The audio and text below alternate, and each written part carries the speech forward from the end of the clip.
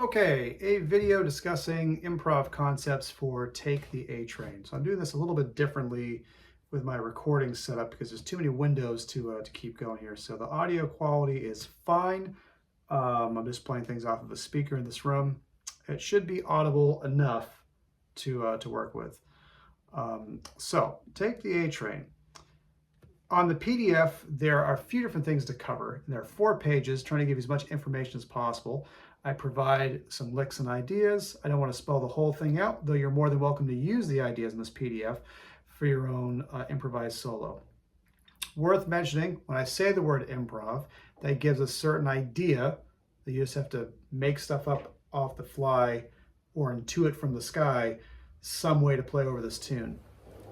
If you write out in advance a bass solo, have it out in staff paper on the stand with you at the All-State audition, same write out in tablature. Maybe you can't read music that well. As long as you're prepared and you can play it, that is perfectly fine.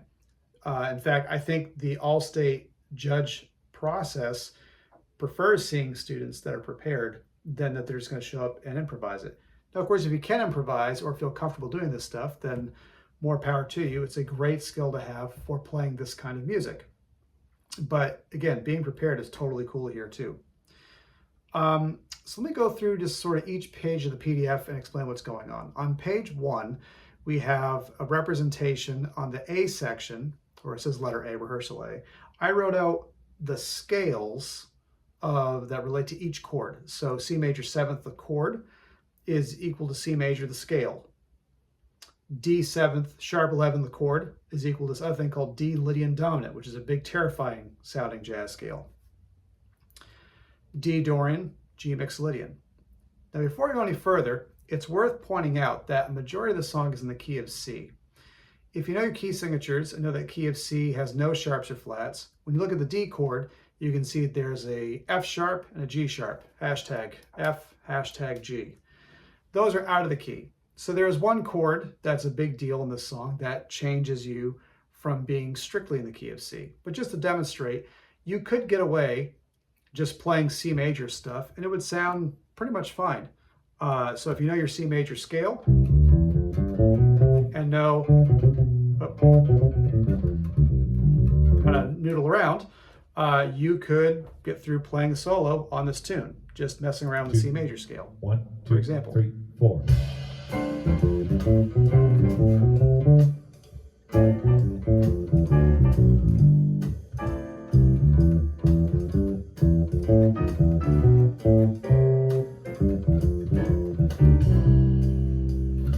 So I get away with totally just playing C major the entire time. And again, that'd be fine. But to go further than that, I'm going to go through the PDF. If we want to play the exact scales that match things, and the first part of page 1, I'm going to play the scales as written. They're written as eighth notes. You can play them as quarters if you want to, but I'm going to play them as written. So you can hear the sound of the scale as it goes with each chord as it shows up. So this is the first half of page 1 at what's rehearsal letter A.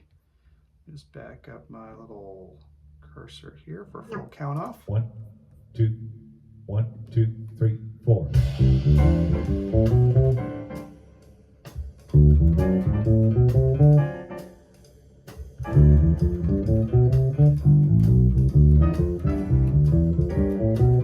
Went back to the C major scale there at the end, but you get the idea. I have these scales that go over these chords. To just say that is a nice idea. It doesn't really tell you what to do with the scales. It just says, here's some scales, play them. This is sometimes the good and the bad thing about jazz theory and improvisation.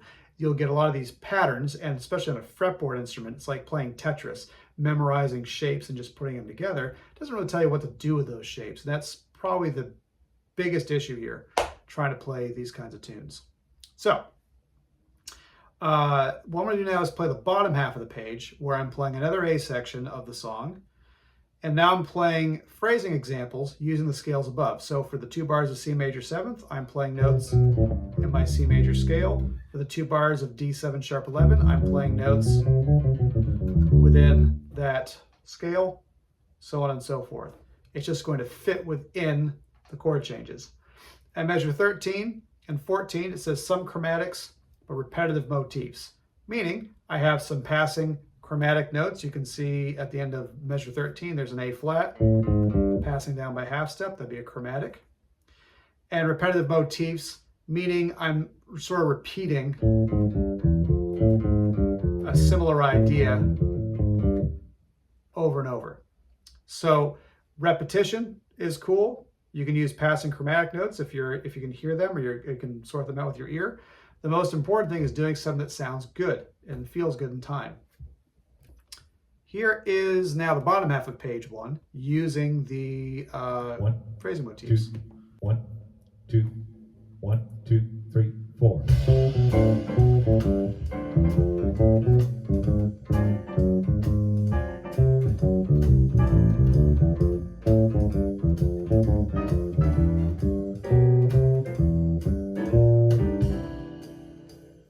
So there's an example of playing the phrasing motifs. And then I continue on forth on the second page, the letter B. This is literally the B part to the song, the bridge. And then what's rehearsed letter C is me going into more improv solo content, doing what's called a walking bass solo, where I'm making a solo using just quarter notes, which might sound on paper like a walking bass line, but the way that it's working melodically, higher up on the bass fingerboard, will sound more like a solo. Because you could leave that running. Because you could play this whole page as it is, and make it sound like you're playing a solo.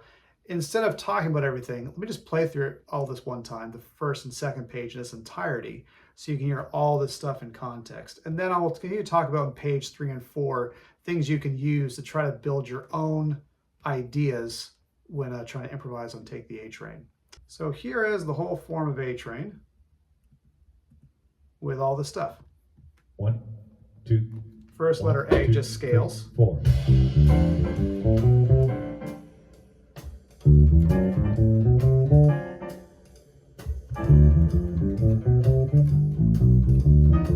That's just what's literally written. Here's the second half.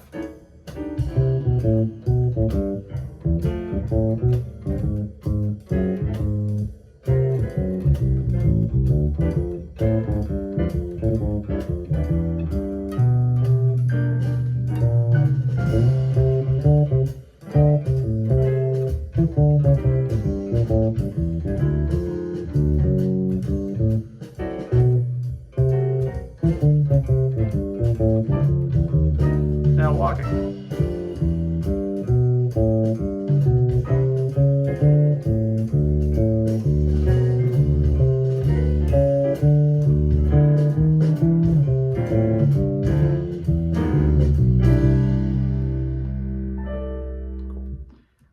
I do a page turn in the middle of that, so I had to stop playing towards the end of the bottom page. My apologies. Hope you get the idea.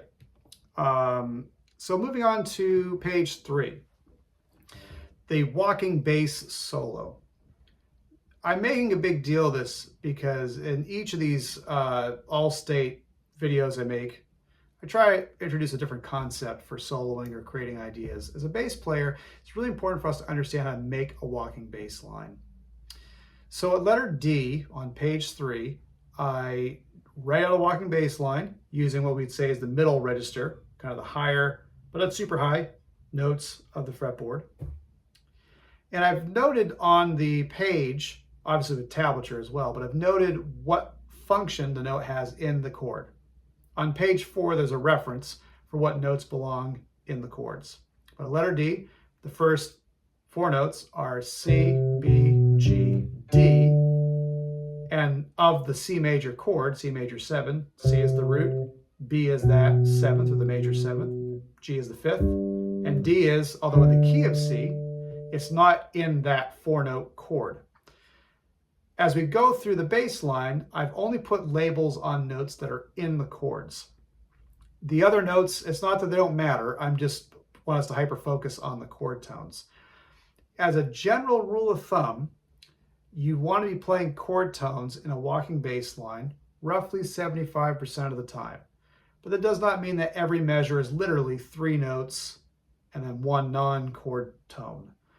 Some measures you can see every note is a chord tone, and then so like the very last bar, it's just the first pitch is a chord tone. So in the Yahtzee cup of putting notes and throwing them out, you might have different combinations of that 75% balance. But roughly speaking, that's what you're shooting for, is to have a good, healthy amount of chord tones in the bass line. So what I have here is a walking bass line, and at the bottom of the third page, I do the same notes, but then I just add rhythm phrasing. So if you look at the bottom half at letter E, it's the same exact order of notes as in the walking bass line. I've now just ascribed rhythm to it. This is a way to go about from making a walking bass line into trying to develop something that sounds more like an eighth note jazz solo. Both of these are solid ideas for improvising over Take the A Train. Here is the letter D walking solo. I'm going to try to follow the tab as closely as possible. 1, 2, 1, 2, 3, 4.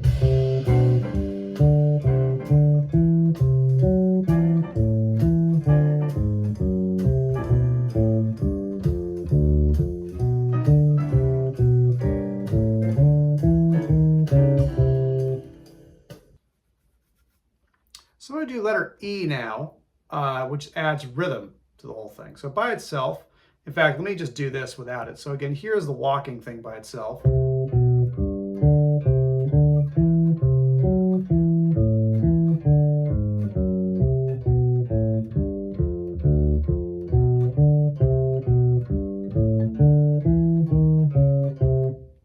I'm ending on a C, which is after the form, but and now here's letter E. Again, the same melodic movement, just now with rhythm.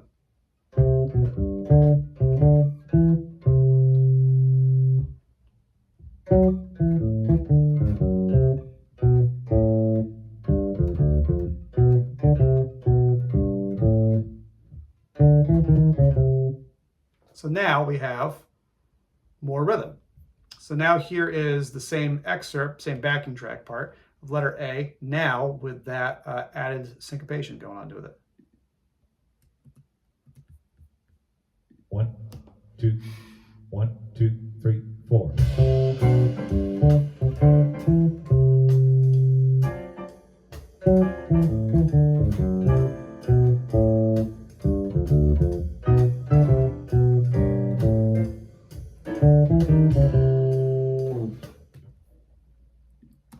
So that's an example of now using rhythm to take a walking solo and move it into something else. I do realize that I'm kind of jumping some steps here where I just say, hey, here's some notes, and here's some rhythm, just kind of go for it. So you may want to feel like you want to write something in advance. You can totally use some of these baseline ideas if you want to. On page 4, I just write out the arpeggios for each section of the song. So the way the song form works is A, 2 A sections up front, a letter B, B, and then one A section at the end. So if you're looking at page 4, you do the A sections up top twice in a row. You do the bridge, letter B, and you do one more A, and that is an entire pass of the form. Whenever you're reading the walking bass etude or the bass clef solo etude, it goes through that A, sequence one time. It's very common for someone to improvise and maybe understand the content of our scales or having some ideas, but then it's easy to get lost through the tune. So the big anchors here are going to be either knowing the melody from the melody etude, or if you walk a bass line enough, knowing how to put the chord changes together and hearing those things happening while you're playing a tune. So what I'm going to do is I'm going to play through the entire form of A Train now, and I'm going to use the melody. So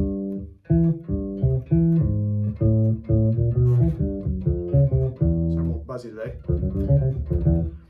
I use the melody, and I'm going to then kind of make simple little variations around the melody, using notes of the chord, using some different rhythms, just to demonstrate that you don't have to do a lot of things different from either walking or playing the basic melody of the song to create a improvised solo, or if you write the sound in advance, to have a written solo.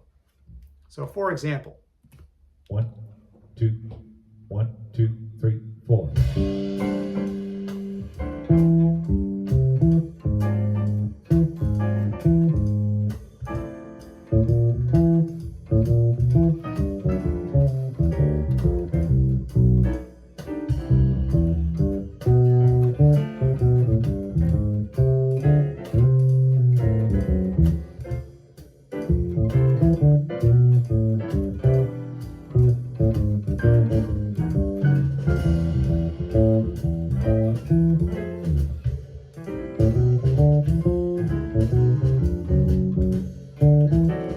So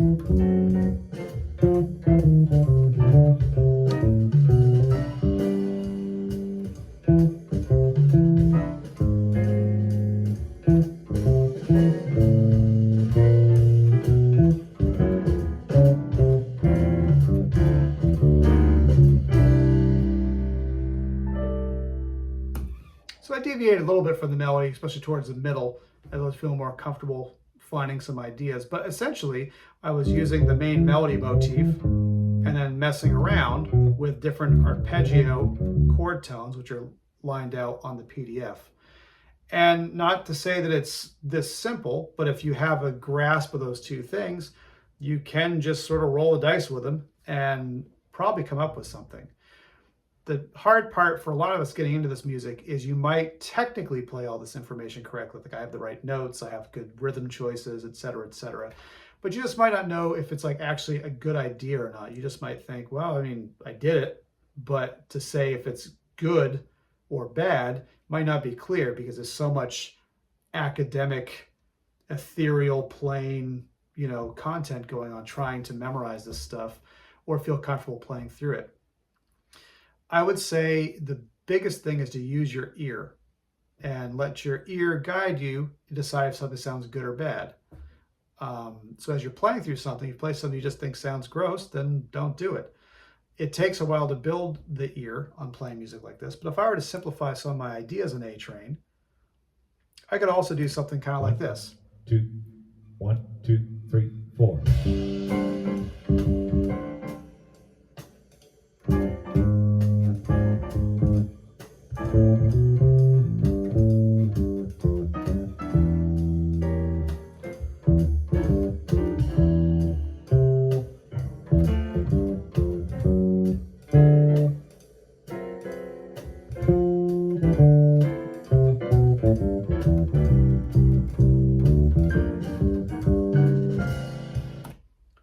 So there, I'm doing a lot of very direct scale movement, scale runs through those shapes, maybe hitting a couple of little chord tone things up and down, but that was definitely less dense than my first improvised solo.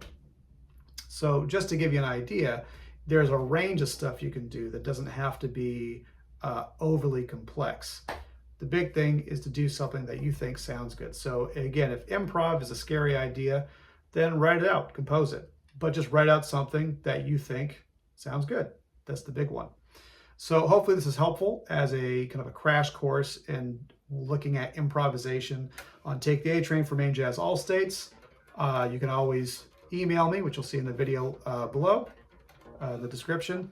And feel free to ask any questions if you have any.